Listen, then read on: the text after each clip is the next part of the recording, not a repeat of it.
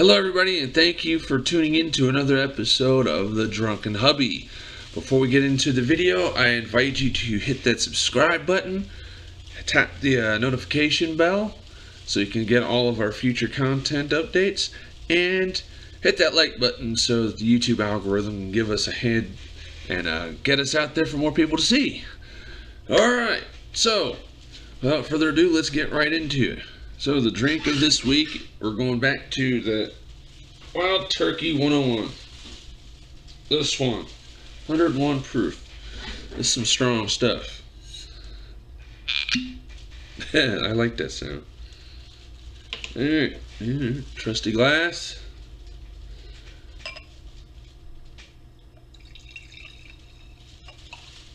Alright, don't need a lot. This stuff will do it for you. Today, I'm going to do it just a little bit different. Alright? So I'm going to use a chaser today. Now, this is something I learned a while back. Now remember, it's called the Drunken Hubby. So I'm supposed to be getting drunk, or at least buzzed, right? So we're going to do that with a beer chaser. I was about 21, 22 when I learned this. Still wet behind the ears in my drinking days. The object has to do just like this, and it will put you on your butt. So take a shot.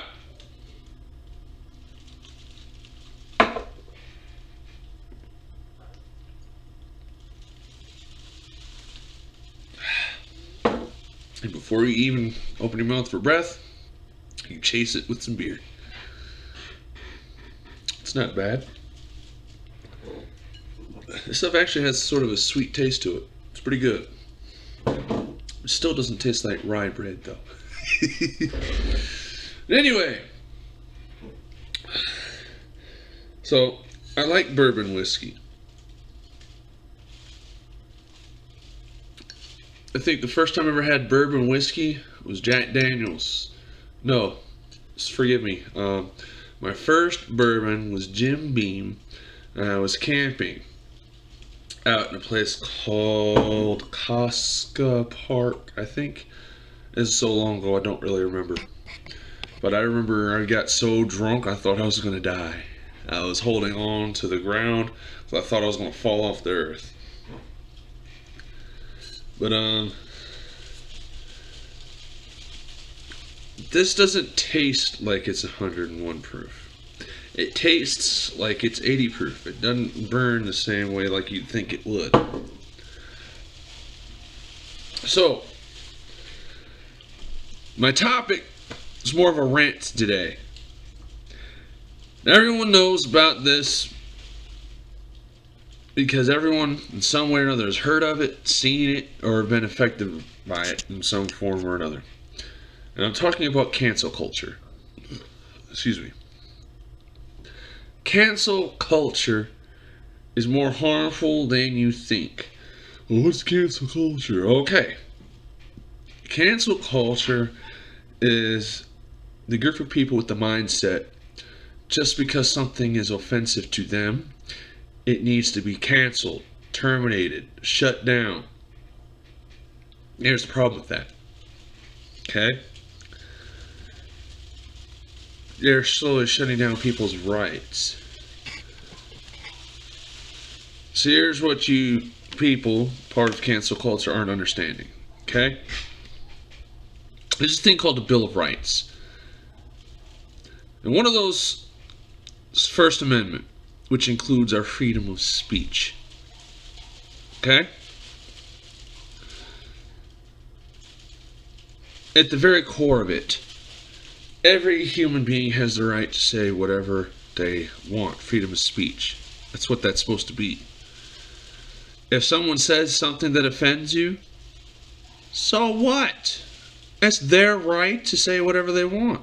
The same way it's your right to say whatever you want, whether it offends somebody or not. What you people don't realize that you're doing is you're going to eventually give the government the okay to take away everybody's rights. And they're going to come for your rights too. Then what are you going to do? Where are you going to be? Are you okay with your rights being taken away? Someone's religion upsets you, offends you. So what? Don't read it. Don't look at it. Don't listen to it. Go somewhere else. Everyone has the right to freely practice whatever religion they want to. Everyone has the right to say whatever they want to. That is our God-given right. You don't believe in God? Okay, that's your right. You have a right. Now, what if the government decided, okay, everyone has to be a Christian or everyone has to be a Muslim? Would you be happy about that? Huh? What if you had a bunch of people trying to force people into some kind of religion or another? Where are you going to be at then, cancel culture? Or, let's say we end up in that Orwellian society where no one has a right to say anything. You see all kinds of government abuses of the people around you, but you can't say anything. Why? Because too many people complain about offensive speech. So it's a slippery slope. You can't have it both ways. That's why cancel culture is so dangerous. You get too many people behind it, and what's going to happen? They're going to be like, well, we want the government to make this illegal. We want the government to make that illegal, blah, blah, blah. Shut up. Stop being such a snowflake. Grow a thick skin and learn how to stop letting stuff offend you all the damn time. This is the United States of America. We were built on a constitution. Albeit that constitution has a black eye because of its racist history. I agree. The Bill of Rights is for every man, woman, and child on American soil. I'm going to pull up those rights, cancel culture, because some of you need a lesson.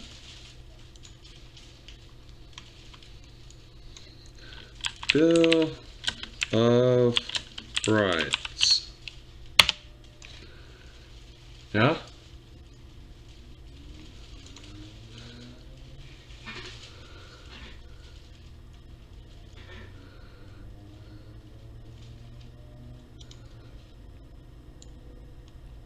Amendment 1. First Amendment. Congress shall make no law respecting an establishment of religion or prohibiting the free exercise thereof. For those of you that don't understand what that means. So our government is not allowed to make any laws prohibiting someone from exercising freely their religious preference. See? So you can't go and cancel someone's right to practice their religion. Oh, it goes on. Or abridging the freedom of speech, or of the press, or the right of the people peaceably to assemble and to petition the government for a redress of grievances.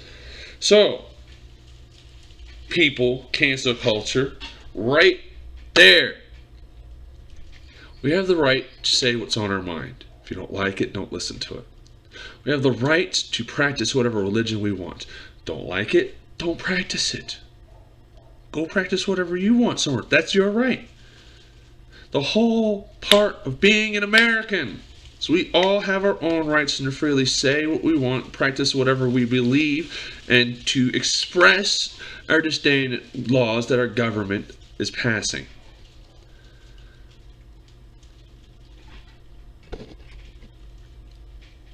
So, cancel culture. Shut up. Amendment 2. Yeah? A well-regulated militia being necessary to the security of a free state. The right of the people to keep and bear arms shall not be infringed. It doesn't get any clearer than that. Well, we've got too much gun violence, blah, blah, blah. Because too many people that are criminals don't care about what laws you pass. That's why they're criminals, morons. Why don't we illegalize crack? Oh, wait, it is illegal. But we still have an epidemic of people overdosing on crack and heroin and other illegal drugs. They're illegal, but they still get their hands on them. Hello? You illegalize guns. This is the problem you're going to run into that you're not thinking and considering. A tyrannical government, and the criminals are only people that will have weapons. What about the law-abiding American who's stuck in the middle? Who's going to defend them? Who's going to protect them? They don't have any guns. They can't do anything to protect themselves. You go back and look at history. I challenge anyone to look in history and find any government that has not done something to violate the rights of its people. Heck, let's use the United States for an example. They declassified so much stuff that they've done. MK Ultra turned out to be true. The experiments that they wrongfully did on the Tuskegee people. And so many more. There has never been a time in history where government has not done something to harm its people. That is why our forefathers have sought to give us these amendments. The militia is not talking about police and army. It's talking about basically our daily or modern equivalent of that would be the neighborhood watch. Now, I do have a problem with some of the neighborhood watches of today. Because you have too many morons out there that ground their decision making in bigotry and ignorance. Everyone, no matter what their color, race, religion, sexual orientation, whatever. If the person wants to go around and identifying as a damn popsicle, so what? Everyone has a right to live in peace and let them practice whatever the heck they want to practice in peace. If it offends you, too bad. You don't have a business or a place being in any kind of power. It talks about the right of the people to keep and bear arms shall not be infringed. Let's look at that word, infringe, right?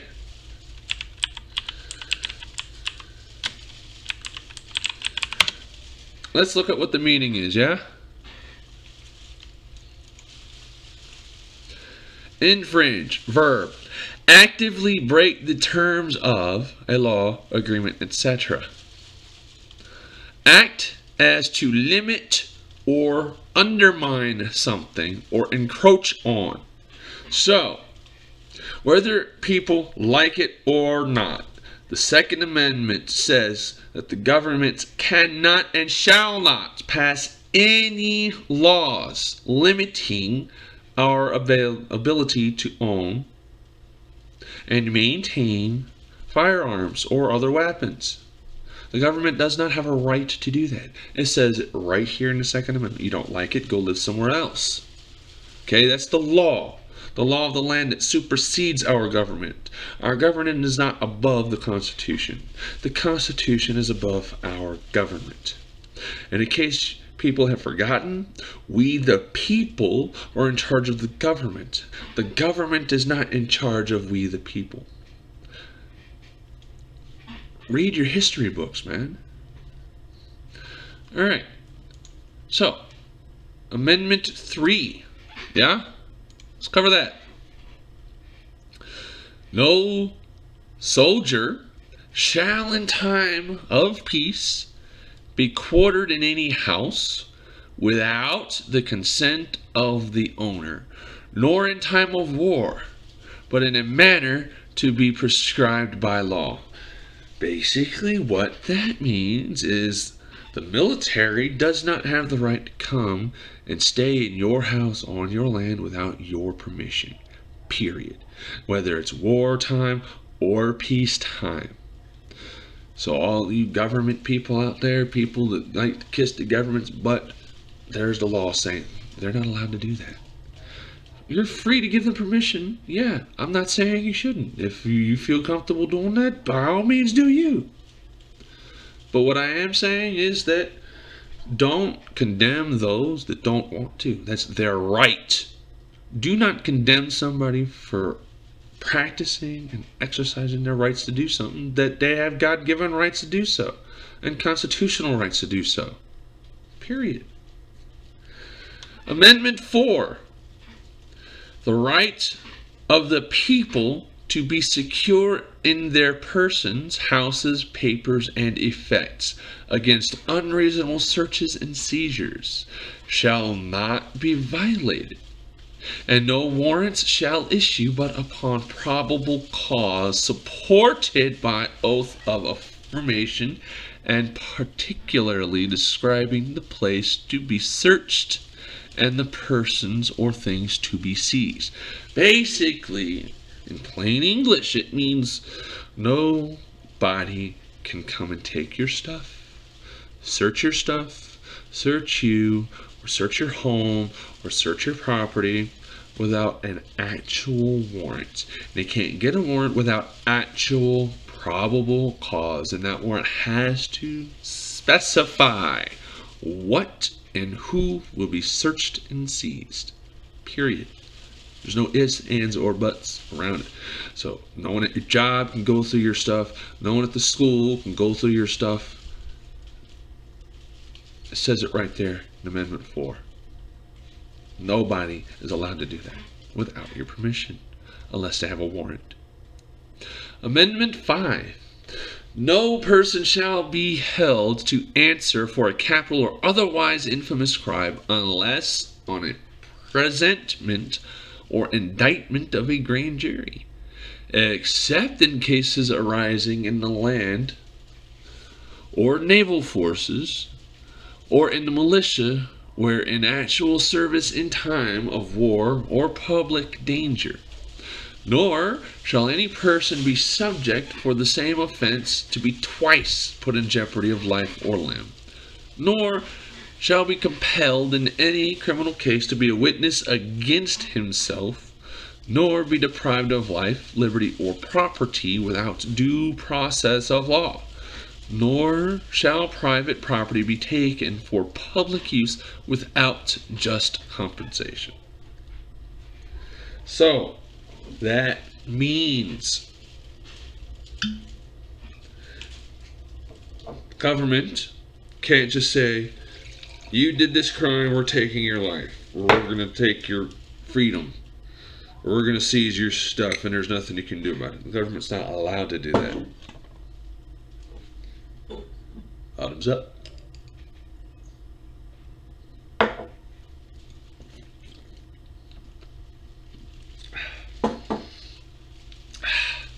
It's good stuff. So, first, you have a right to be on trial. You have a right to a speedy trial. They have to present evidence. They can't try you twice. And they can't just take your stuff or put you in jail or even execute you without due process. And they have to compensate you if they do take any of your property. Amendment 6. In all criminal prosecutions, the accused shall enjoy the right to a speedy and public trial. That's right. So any of that trial behind closed doors, they're not allowed to do that. Doesn't matter what they tell you. Constitution says different, yeah? By an impartial jury. So again, if you feel like the jury that they've got trying you is not impartial, but rather is partial, you have a right to have an impartial jury, period.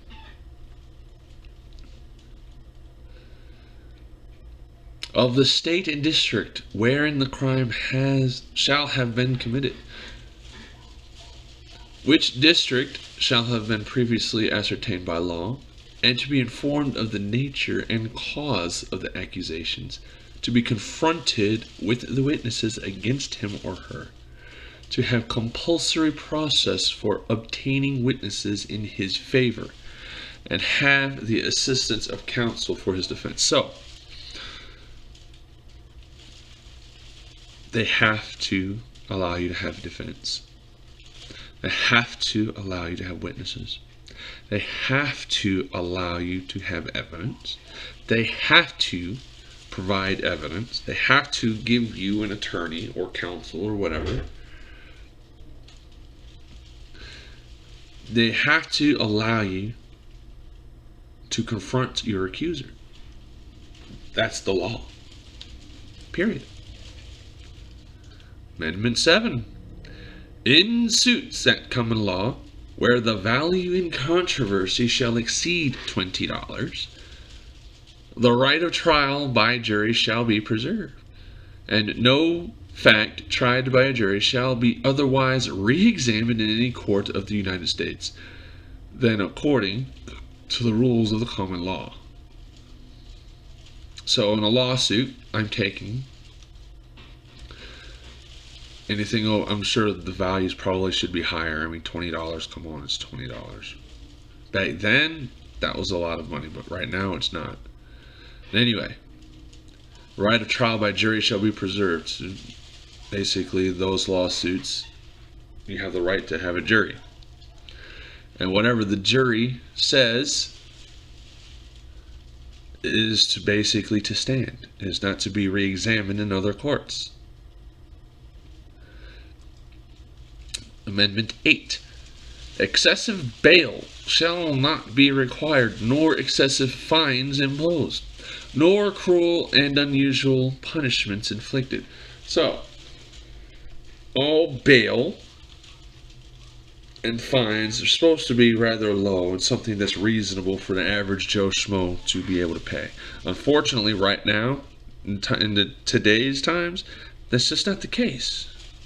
Come on, government. You're supposed to abide by these rules. What are you doing? Not everybody can afford the stuff that you're imposing nowadays. Cruel and unusual punishments. See, we have a lot of bad apples out there in our government, especially in the police forces, that don't seem to understand this. I'm not going to get drawn into the debate of good cop versus bad cop. I'm just going to go as far as this. We have some bad cops in the system. We have some people that are wearing badges that enjoy hurting people. They see the badge that they're wearing as a get away with whatever they want badge. People like that need to be taken out of the force. I'm sorry. That mentality of us versus them, if you're not part of the blue line, you don't deserve the same amount of respect. I'm sorry. No, I don't subscribe to that bull crap. That's malarkey. Your motto is supposed to be to protect and serve. Protect and serve. Not to command. Not to punish and enslave. Protect and serve. Now, I know there are a lot of good men and women out there on a force put their lives on the line every day to try and protect people like me and you. And I salute you all. And I hope you all get to make it home safely every day to your loving family. There's some bad cops out there that's giving police and justice system black eye, because too many people that are in power, that are there specifically just for that power and money, they get off on the power that badge and that gun gives them. They get off on the power that robe and that gavel gets them. They only care about winning. They don't care about the truth. They only care about their quota. They don't care about actually doing what's right in the spirit of the law.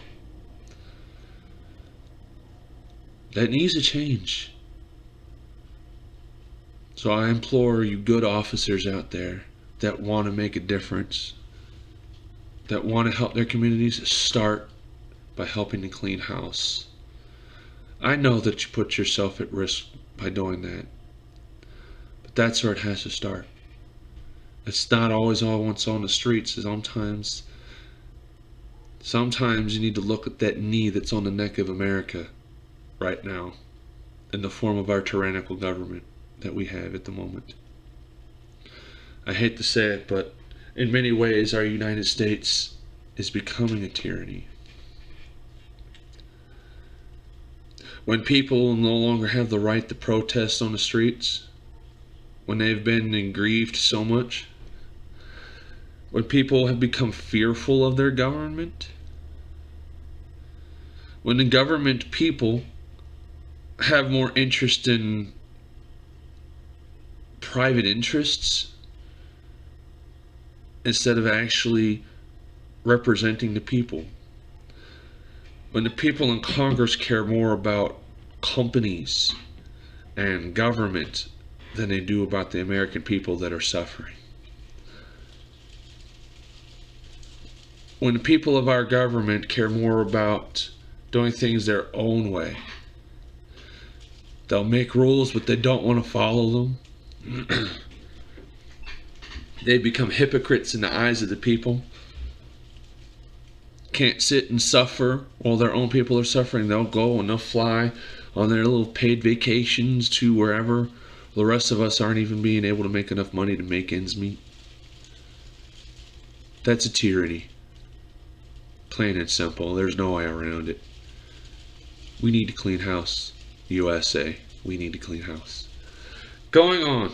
Sorry. Going off on a little tangent there. Amendment number 9.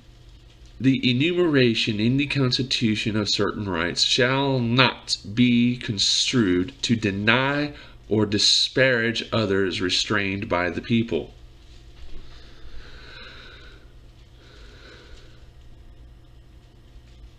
Basically means our rights cannot be twisted to used against us. That's all that means. Number 10.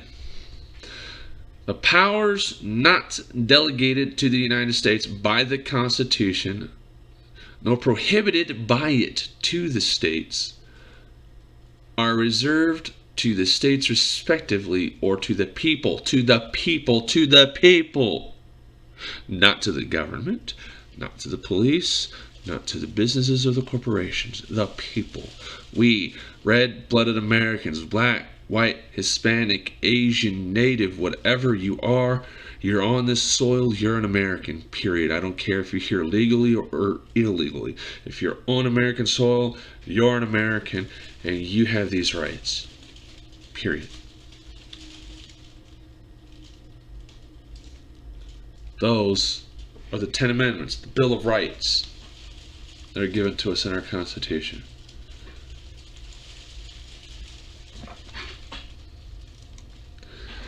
So anyway, I got off on a tangent. We're supposed to be complaining about cancel culture. So I ask you, cancel culture, you're going around, so-and-so said something hateful and disrespectful, blah, blah, blah. Okay.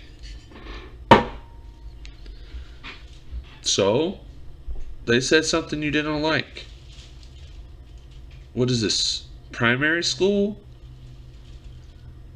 That's life. No matter where you go, someone's going to say something you don't like. They're spreading hate, blah, blah, blah, blah. Everyone has the right to believe what they want and say what they want. It's as simple as that. It doesn't matter whether or not you find it offensive. Everyone's going to find everything offensive.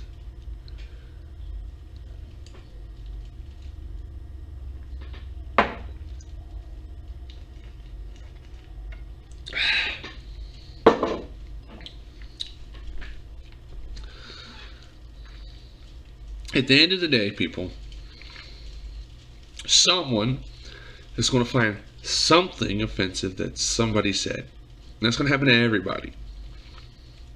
So if everyone gets everything canceled, there's not going to be anything left. There's not going to be any rights. It's just going to be a tyrannical government that has stripped our rights to free speech, no freedom of religion. We can't own and bear our own firearms to protect ourselves, not even from criminals. We can't even freely travel the country anymore. Cancel culture, you're too dangerous. You need to stop it, because it's a slippery slope to getting everyone's rights taken away, even your own. So before you start to try and get someone's life canceled and ruined simply because you got offended, you need to stop and think. What if you were in their shoes? You're going to say something that's going to offend somebody at some point. What if they're the type that tries to get your life canceled? You won't be able to work anywhere, make any money, so it means you can't pay your bills, which means you're going to have to rely on Uncle Sam to pay your bills for you. And you're going to have the other people that will, I don't like welfare, I don't want people making money off of my taxes, blah, blah, blah, blah, need to get up and get a job, blah, blah, blah. See? This is a situation in our United States where currently we're damned if we do, damned if we don't. And I have something to say about you folks talking about no welfare. It's not in the Constitution. My taxes shouldn't have to go to pay for someone else to eat. Well, actually, if you look at the Constitution, I'm going to paraphrase it, but it does say, and go look it up yourself. You're in the pursuit of life, liberty, happiness, and welfare of our fellow man. Well, right there, welfare of our fellow man. Yeah, you got some lazy people that take advantage of our government welfare system. They want a free ride. Unfortunately, that's sad but true. But there are far too many people out there that are unable to work. For example, I have family members. They are physically unable to even sit up in their own bed. How are they going to work to make a living and pay their rent and buy food and get medicine if it weren't for a government check? They can't. So what do you propose? They go in a corner in a ditch somewhere and die? That's not acceptable. I'm proud that something is taken out of my check every week that actually helps some people that actually needs it. I have no problem with that, because my taxes also go to pay for roads, schools, the fire departments, the police departments. At some point, one of my tax dollars is going to one of those. And as an American, I'm proud to do my part. No, my country isn't perfect, but it's still great. And it can be fixed if everyone does their part. But one of the biggest things we need to do right now is stop the cancel culture. Stop the hate in all forms. Band together. Brothers, sisters, cousins, all religions band together and make a loving community. It's not that hard. If you practice the belief and everyone has a right to believe as they want and practice their own life, if you follow that, our country will be the way it was supposed to be, in a beautiful way. You know, imagine the Hindu holding hands with a Christian, holding hands with the Jew, holding hands with the Muslim, holding hands with the Torah observant Christian, holding hands with the atheist, holding hands with whoever, with the understanding that everyone is entitled to believe whatever it is that they want to believe and freely practice it. there's no need to find everything offensive. If something that someone is doing offends you, go somewhere else. Don't look at them. Don't watch them. Don't listen to them. Don't partake. Don't participate. You don't have to be friends with them. You don't have to be involved with that person. Tune them out. Block them. Whatever. You know, there's billions of people in this world. Why allow yourself to focus on the person that you think is offensive? It's as simple as this, and I'm going to leave it with this, okay? If one person doesn't have the right to practice what they believe, then nobody, including government, has a right to practice what they believe. You can't have it both ways, people. So you stop and examine yourself. If you have thoughts that someone needs to be stopped from consuming or practicing or partaking in something simply because you find it offensive, then there's something wrong with you. Period. Alright everybody, that's been my rant for the week. I know it was a long one, and I know I got off on a tangent, but I thank you for tuning in. I ask you again, hit that like button, hit that subscribe button, tap that bell notification, leave in the comments something you'd like to hear me talk about or rant about, and leave something in the comments you'd like to see me drink on. Obviously, as I showed you, it doesn't have to be liquor. It could be beer, it can be a wine, it can be a soda, whatever, I don't care. Interact with me. I'm here, I won't bite. Alright everybody, thanks for watching. Bye.